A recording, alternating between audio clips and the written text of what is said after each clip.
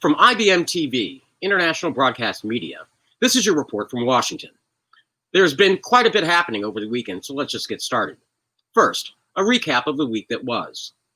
The DNC reportedly raised over $70 million during the 4 days of the convention. This, combined with the $48 million raised in the 48 hours after the announcement of Senator Harris as the vice presidential pick, means that the 6-day fundraising haul for the Democrats hovers around $118 million. While voter polling isn't immediately available, and won't be for a couple of more days, one published poll indicates that the Biden-Harris ticket received a post-convention bounce in their favorability ratings, moving up 5% in the eyes of the American public.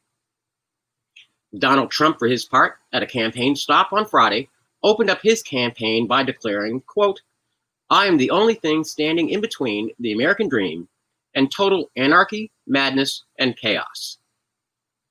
The following day, Saturday, August 22nd, in a Washington Post article by Michael Kranish, Donald Trump's older sister, Marianne Trump, presumably a character reference for the president, was recorded expressing her unfiltered opinion of the president. She disclosed, quote, "He has no principles. None. None. His blank tweet and lying. Oh my God. I'm talking freely, but you know, the change of stories, the lack of preparation, the lying. Holy shit." Continuing, she said, "Donald is cruel. All he wants to do is appeal to his base."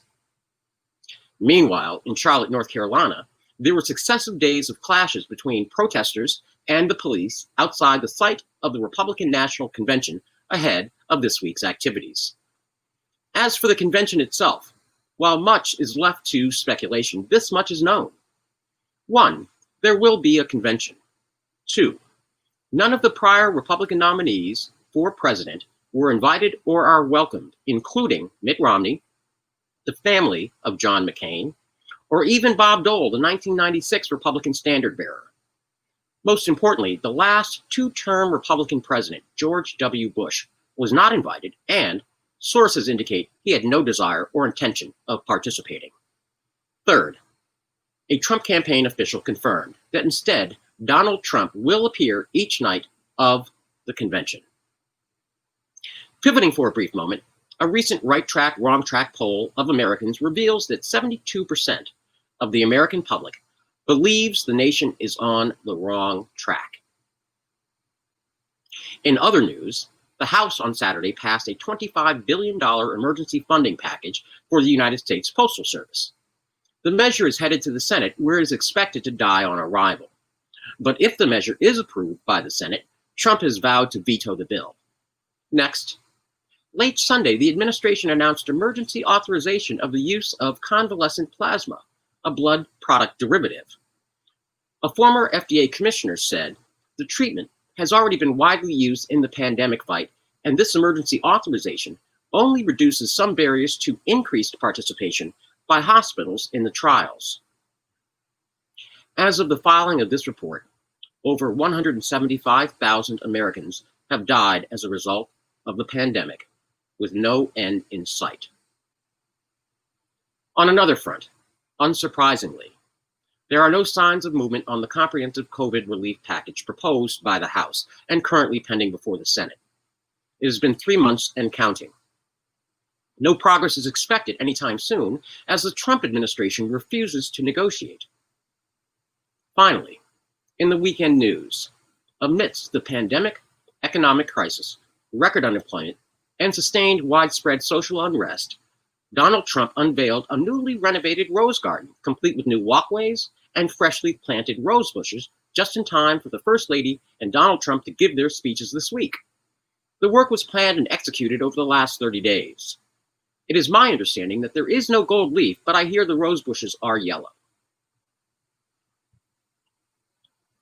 Lastly, I want to take a moment for you, our audience, you who rely on us for intelligent, truthful information and discussion. We have to put the next 71 days into perspective.